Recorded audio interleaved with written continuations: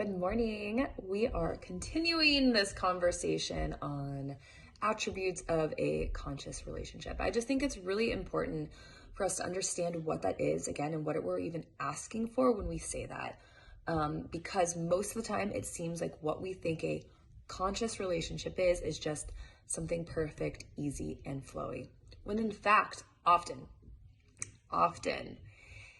a conscious relationship could actually sometimes be a little bit more turbulent. It could be a little more bumpy in the get-go. It could have a little less honeymoon phase.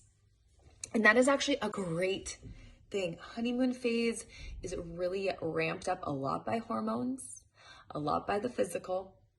And that is when we put on those masks and we are in that, best behavior stage.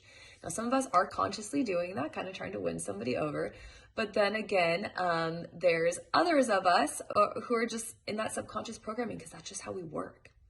So often what you can find in conscious relationship from the get-go, I am personally experiencing this with my new partner now, and it actually is it's mind-blowing, is that I'm triggered a lot faster. There is no mask on. So there are triggers apparent from the get-go. And they are coming up quickly. The reason why is because the space between feels so safe to do so. It's like the nervous system is regulated, you're safe and held, and the subconscious is like, hey, we came together to heal, so let's do it. Why are we wasting time? Almost like the honeymoon phase gets to come later. Let's get all the shit out on the table now. So you commit to it, things happen. It's really, truly an amazing process, but it takes the willingness of both of you. So let's talk two more attributes of conscious relationship. So one is you both find new ways to fulfill and meet desires and needs. Now, in an unconscious relationship, we will find ourselves pushing, forcing, bullying our partners into trying to give us what we want, the love we need, the care we need, the attention we need, etc. We think kind of we could scare them into it. If we make them feel in a desperate state, they're going to have to give us what we want because we are actually feeling in a desperate state.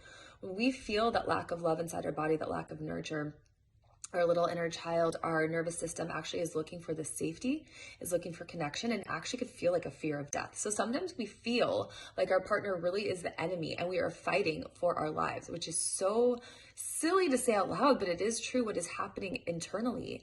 And so you really get this desperate mode of like pushing, forcing, doing all the things.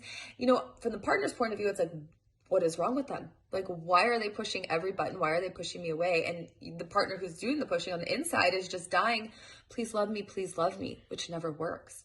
So in the conscious relationship, the space in between, again, is cultivated with safety, with communication, there's trust. And it's a place where you could just come and ask, this is what I need from you today.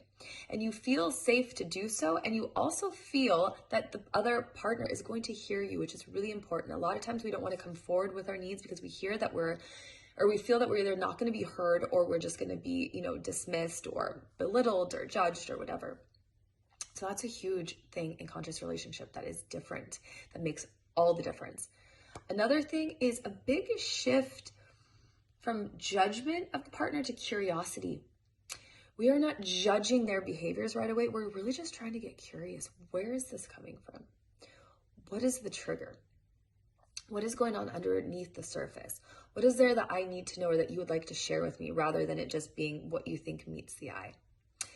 When we're in conscious relationship, there is an acceptance that comes with the curiosity. I'm accepting you, right? Just how you are, just as is.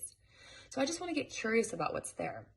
In the unconscious relationship, there's so much judgment. Why are you acting that way?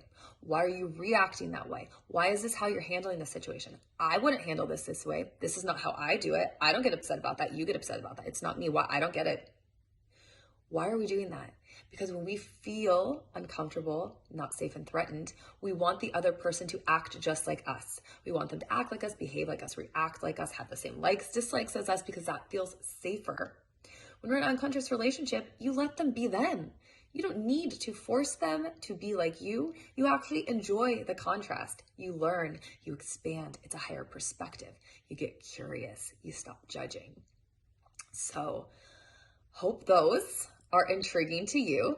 and you are getting ready to be in the space of conscious relationship. Right now, I am launching a program.